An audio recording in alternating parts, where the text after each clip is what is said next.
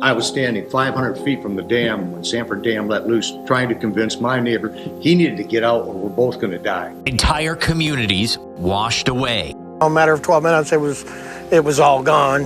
There it goes.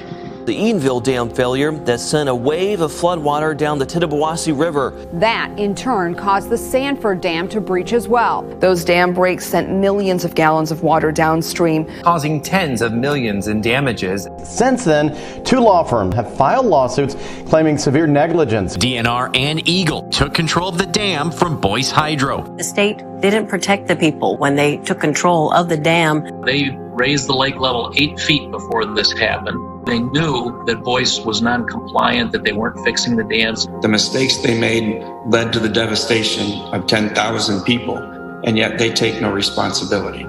I really believe this could have been prevented. It wasn't if it was going to happen, it was when. Boyce Hydro filed for bankruptcy.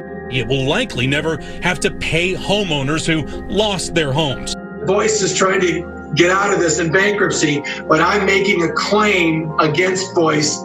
Victims feel like the government and legal system are leaving them behind. It'll be a long time before many victims could receive any kind of payment. People are without homes, they still owe on mortgages, they have property that they can't use anymore. I consider myself a pretty strong guy, but I've cried a lot in the last year. Judge Cynthia Diane Stevens has denied the state of Michigan's motion to throw out court lawsuits filed by the victims of the May 19, 2020 Mid-Michigan flood.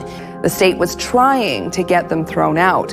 As the 2-year anniversary approaches, tangible reminders of that day remain. The state, who maintained and owned the dams that failed and devastated communities, has not yet claimed responsibility. Delay, defend, deny, anything but stepping up. After 3 years of litigations, the civil lawsuit is at a standstill. We're still on appeal on an issue that the state claims is barred by governmental immunity. Taxes are starting to go up. Everything's climbing. The state of Michigan needs to step up, quit fighting us, and help these people. A Michigan Court of Appeals judge has granted a request to lift a stay on the proceedings. They can sue 2 state departments. Go back to the trial court, and now we get busy with depositions and getting into the meat and potatoes of what really went wrong here.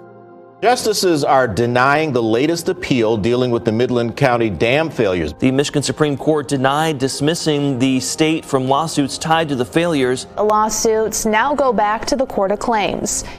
4 years since that event. What have the last 4 years been like for you? Hell. The everyday heartache of having to keep, paying for something that's not here. You come back to it and there's nothing, no house, concrete, that's it. This is infrastructure failure in Flint, now in mid-Michigan. The state has filed another motion for governmental immunity, releasing the state from being held liable.